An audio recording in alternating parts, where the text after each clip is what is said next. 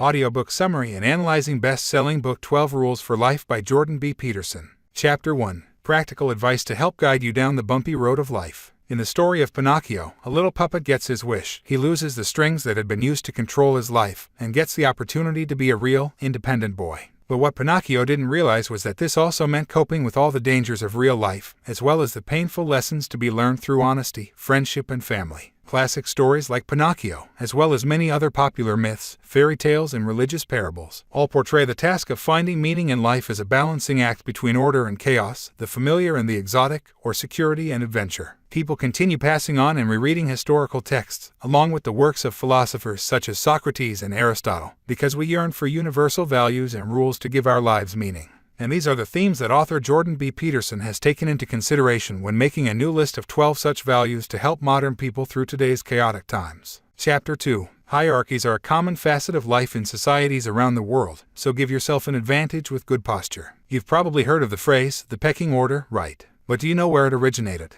It comes from the Norwegian zoologist Thorleif Skjelderup, who was studying barnyard chickens in the 1920s when he noticed that there was a clear hierarchy among these birds. At the top were the healthiest, strongest ones that always got to peck first when the chicken feed came. At the bottom were the weakest chickens, with their feathers falling out, who only got to peck at the leftover crumbs. Pecking orders like this aren't limited to chickens, they occur naturally throughout the animal kingdom. Lobsters, for instance, whether they're in the ocean or raised in captivity, will aggressively fight over the best and most secure spots for shelter. Scientists have found that these competitive conflicts will lead to the winners and losers having different chemical balances in their brains. Winners will have a higher ratio of the hormone serotonin to octopamine, while the ratio in losers will tilt in the opposite direction. These levels can even affect the posture of lobsters. More serotonin will lead to the winners being more agile and upright, and more octopamine makes losers tense and curled up. This difference will factor into further confrontations, as the upright lobsters will appear bigger and more intimidating, causing the tense ones to remain submissive. As you may have guessed, similar hierarchies and cycles of winning and losing play out among humans. Studies have shown that those in the grips of alcoholism or depression are less likely to enter a competitive situation, which only reinforces more inactivity and continued low self-esteem and depression. Conversely, those on a winning streak often present a swaggering and confident body language, which can help them keep their streak alive. Just like lobsters, humans are constantly measuring themselves up against each other, and we associate a person's intelligence with their physicality. So if you're trying to give yourself an advantage, follow the first rule, hold your head high and strike the posture of a winner. Chapter 3. Care for yourself with the same tenderness you would a loved one.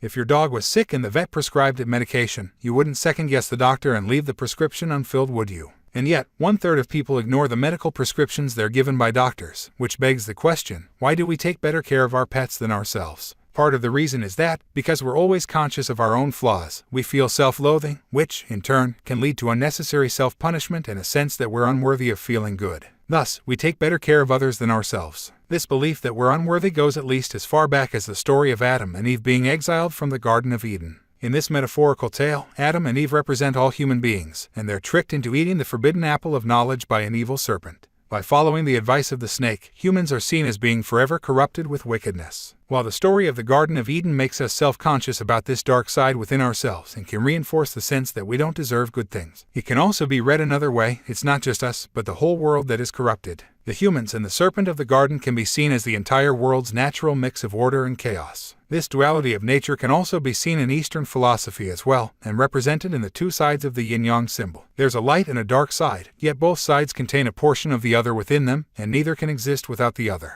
In this scenario, harmony is achieved by finding the healthy balance between light and dark, and one should strive not to go too far in either direction. For example, if a parent were to try and protect their child from being exposed to anything bad, they would only be replacing that chaos with the tyranny of too much order. In other words, it's futile to try to be perfectly good. This leads us to the second rule, care for yourself like you would a loved one. So, look after yourself, but don't fight against chaos, as this is an unwinnable fight. And rather than only doing what makes you happy, try to do what is best for you. As a child, you may not have wanted to brush your teeth or wear your mittens, but these are things that should be done. As an adult, you must determine the goals that help define who you are and the direction you want to take in life. Then, you will find the steps that you should take and the actions that are best for you. Chapter 4. The wrong companions can drag you down, so choose your friends wisely. One of the author's childhood friends never left the prairies of his northern Canadian hometown, Fairview, Alberta. Instead, he stuck around and ended up among the town's other ne'er-do-wells. Every once in a while, the author would return home and catch up with his friend, and each time, his friend's slow, sad decline became more apparent.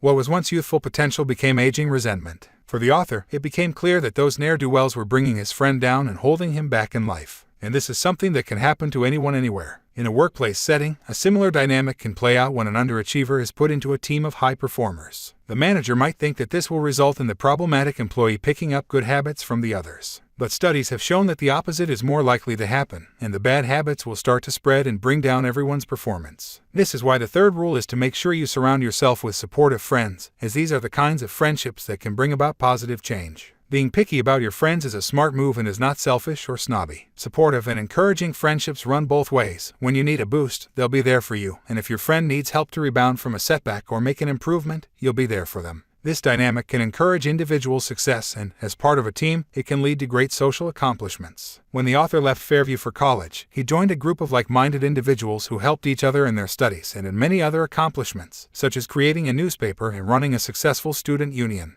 You'll know you have good friends when they don't tolerate your wallowing in negativity. They'll want what's best for you, so they'll encourage you to snap out of it and get back on track. Chapter 5. Progress is made by comparing yourself to your past achievements, not to others. There used to be such a thing as being a big fish in a small pond. But now, thanks to the internet, even the concept of a small community is a thing of the past. These days, we're all part of a global community, and no matter where you are, there is always someone better than you. This brings us to the issue of self-criticism. Now, it's important to be critical of oneself. If we weren't, then we'd have nothing to strive for, no motivation to better ourselves, and our lives would quickly become meaningless. Luckily, it's a human tendency to always see the present as lacking and the future as promising much better. There's a reason for this tendency, as it helps us stay motivated to push forward and take action. However, self-criticism can get ugly when it becomes all about comparing ourselves to others. When this happens, we quickly lose sight of our progress. First of all, this leads to thinking in black and white terms. We've either succeeded or failed. This prevents us from seeing the incremental improvements that are often small, but nonetheless important. Comparisons also lead to losing sight of the big picture by focusing on a single aspect of our lives and blowing it out of proportion. For instance, let's say you're reviewing the past year and notice that you weren't as productive at work as some of your peers. You could instantly end up feeling like a total failure. But if you were to zoom out and look at all the aspects of your life, you might realize that you made some real improvements in your family life. This is why the fourth rule is to never compare yourself to others, and to always judge yourself against your own prior accomplishments. Comparing current results to past ones will also keep you moving forward.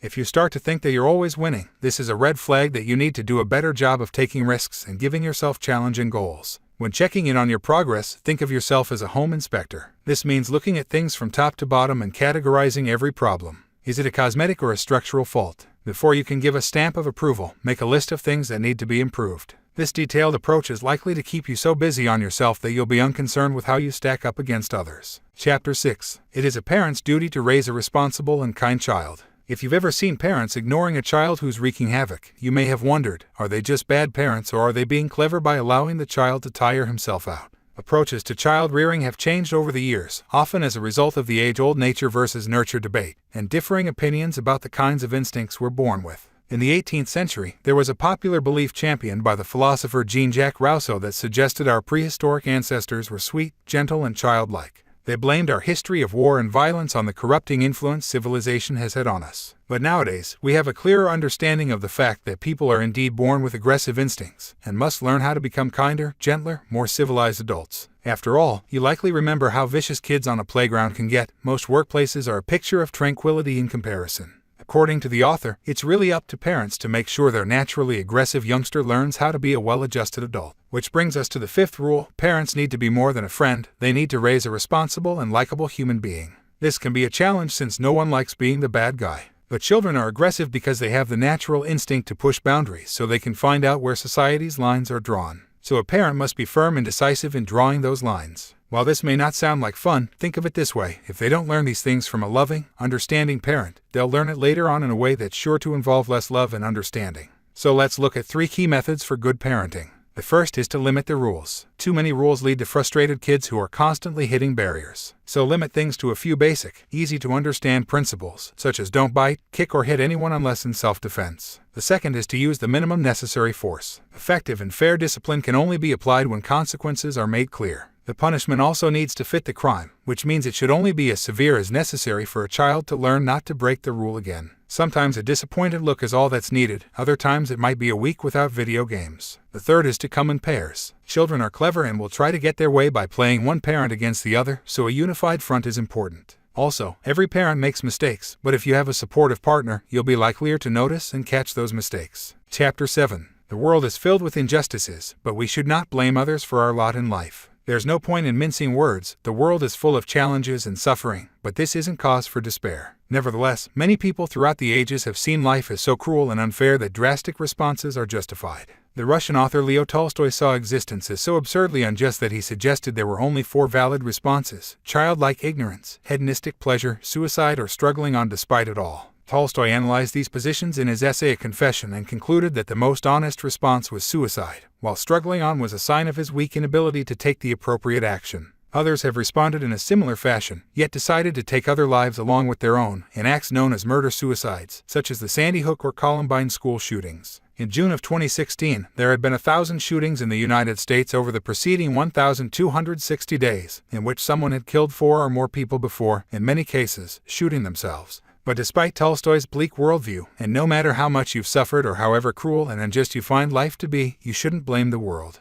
This is the gist of the 6th rule for life, which states that you should take responsibility for your own life before you judge the world. There's another Russian writer by the name of Alexander Solzhenitsyn who believed it was possible to reject the cruelty of life even when it's being cruel to you. Solzhenitsyn was among the communists who fought against the Nazis during World War II, yet despite his service he ended up imprisoned by his own state after the war. And as if life in a Russian gulag wasn't bad enough, he found out he had cancer while serving his sentence. But despite all this, Solzhenitsyn didn't blame the world for his lot in life. He accepted his role in supporting the Communist Party that had imprisoned him, and took it upon himself to use the time he had left to contribute something good and meaningful to the world. What he did included writing the book, The Gulag Archipelago, which provided a history, as well as a damning indictment, of the Soviet camps he'd experienced firsthand. The book played an important role in extinguishing any lingering support that Stalin's brand of communism had among intellectual circles worldwide. Chapter 8. Sacrifice can be a meaningful act, and we should seek meaning over immediate pleasures. Have you heard the story about the monkey who got caught with his hand in the cookie jar? As the story goes, there was a cookie left inside an open jar, and the opening of the jar was just big enough for the monkey's hand to enter, but not big enough for his fist to come back out with the treat in it. So, if he insisted on trying to hold onto his treat, he would be stuck. The moral here is that there is a price for greed. The monkey got himself captured because he refused to just let go of the cookie. How different is this from human behavior? How many people pursue pleasures every day that aren't in their best interests? And how many are unwilling to make sacrifices that are in their best interest? One of the side effects of seeing the world as a pit of despair is that it makes it especially easy to justify a life based in immediate pleasures that will make it more bearable. Plus, if it makes you happy, it can't be that bad, right? This is the logic behind binge eating and drinking, drug use, sexual debauchery, and other self-harming behaviors. The other side of this argument is sacrifice, the kind that brings better things in the future by giving up something now. This goes back to ancient times, where tribes would put food aside to make it through the winter or to help those in the community who couldn't hunt or farm. This is another topic heavily represented in the Bible. When God kicks Adam and Eve out of paradise, it's made clear that their original sin is the cause of the harsh and cruel life that everyone must face. However, our suffering in life is the sacrifice we must make so that we may experience the joys of the afterlife. This brings us to Rule 7, seek meaningful goals over instant gratification. Now, you might think this is a simple concept and something that most people already do.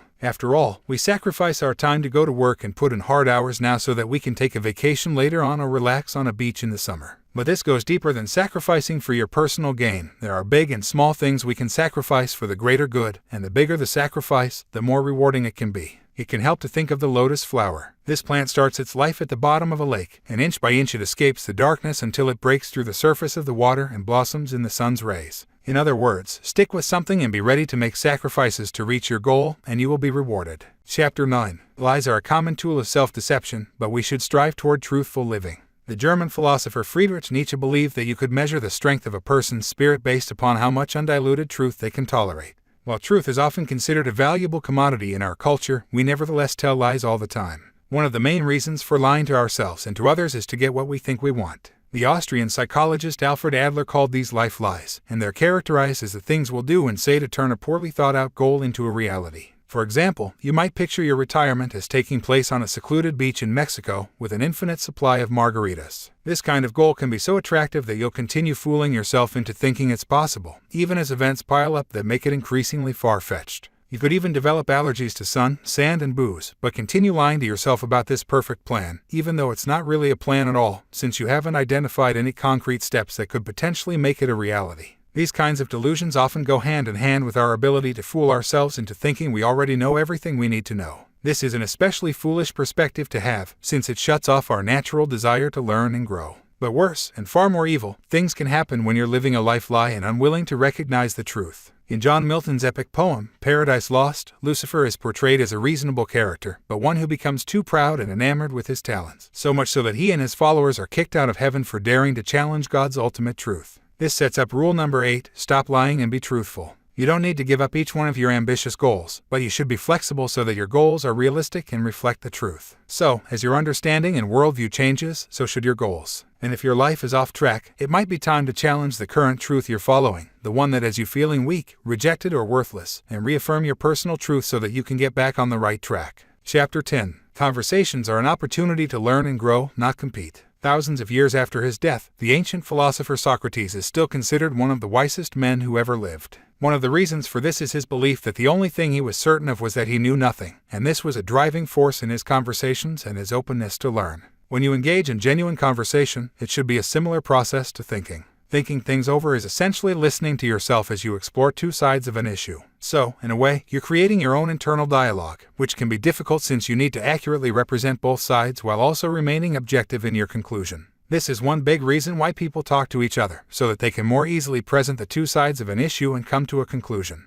Even children will do this. If one kid thinks it would be fun to play up on a roof, they might suggest this idea to a friend who then points out the dangers of this idea. The conversation that ensues allows the child with the original idea to take in the new perspective, consider how likely it is that someone will fall and hurt themselves, and hopefully make the right decision. However, conversations often don't go this way. Instead, one person, or perhaps both people, will refuse to listen and treat the dialogue as a competition they need to win in order to validate their preconceptions. So, rather than hearing what the other person has to say, they'll be thinking about what to say next or act like it's a contest of one-upping each other. This is why the 9th rule is listen to what others have to say, while presuming you have something to learn from them. An easy tip for being a better conversationalist is to listen and then summarize, or recap out loud what the other person just said. This serves multiple purposes. It helps assure that you've heard things correctly, while also helping it stick in your memory. It also reduces the likelihood of distorting or oversimplifying details in order to suit your side of the conversation. Sometimes the truth hurts, and it's painful to take in information that means you have to change your ideas and preconceptions. But this is the price you pay as part of the beautiful process of learning and growing.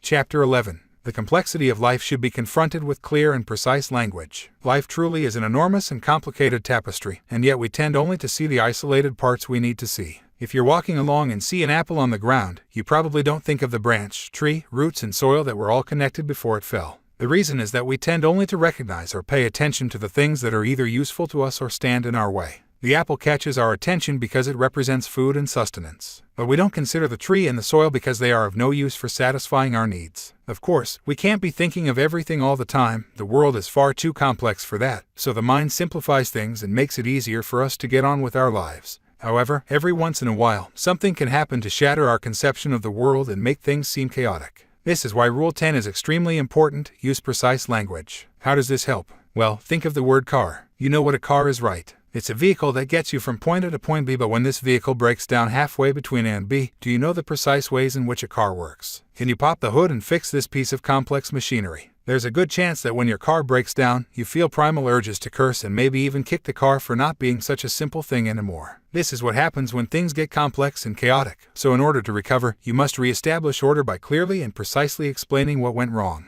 The same thing needs to happen when your body breaks down and you get sick. There could be any number of problems going on, so you need to tell your doctor the precise symptoms. Does your stomach hurt or is it a fever? Did it begin after you ate something? What was it? By being precise, you can restore order and take steps to start feeling better. Precise language can make your relationships run more smoothly as well. Does your partner do something that bugs you, like failing to clean up after themselves? The sooner you're honest and precise with them, the easier life will be. Chapter 12. There are bad and oppressive men, but we must avoid suppressing human nature. In George Orwell's The Road to Wigan Pier, the author comes to the conclusion that socialism was attracting defenders in England, not because of sympathy for the harsh conditions facing miners, but out of hatred for the rich and powerful. Today there are similar attitudes toward the male-dominated leadership known as the patriarchy. One influential source of this hatred for the patriarchy is Max Horkheimer of the Marxism-based Frankfurt School, a proponent of so-called critical theory. He felt that education and intellectualism should focus on social change, and, instead of working to empower women, it should seek to combat and destroy the powerful oppressors in a culture, i.e., the ruling males. Likewise, in humanities courses around the world today, the recommended political action is the dismantling of our macho culture. Everything is about destroying rather than fixing or creating, and according to the author, it has left us with an outrage directed at male behavior that can tend to be excessively harsh and short-sighted.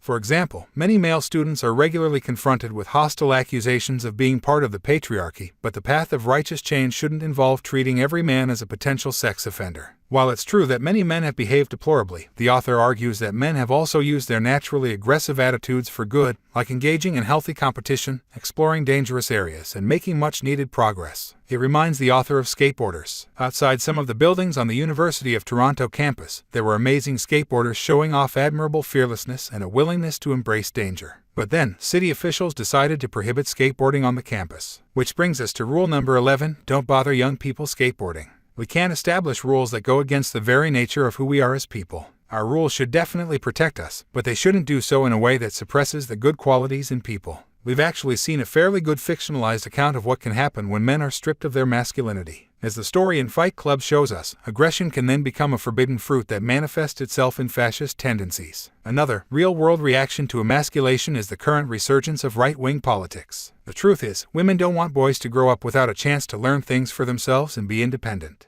He posits that every boy has a mom, and what kind of mom would want to care for a dependent man-child? Chapter 13. Life is hard and full of sorrow, so it's important to celebrate the small joys in life. Have you ever had to care for a sick person? It can be one of life's more difficult challenges. The author's daughter has been coping with severe arthritis since she was 6 years old. She has suffered from constant pain, requiring frequent injections and multiple surgeries for joint replacements. If you had a daughter in this situation, you might think life is unfair, but it's important to recognize that the dark bits of pain, suffering, and sorrow are what give the good moments their value. Consider Superman. When this character was first introduced, he was hugely popular. But then, the comic book writers kept giving him power after power until he was virtually invincible. Naturally, readers starting to find him super boring. If there is no risk of danger, Superman's victories are hollow. And in the same way, good moments would be meaningless if we didn't have to fight through difficulties and suffering to reach them. This is why it's important to follow Rule 12, make the best out of even the smallest joys that life offers. By following this rule, you'll be sure to embrace life and appreciate every good thing that comes your way. You'll also be sure to see yourself through the tough times, even when they're prolonged.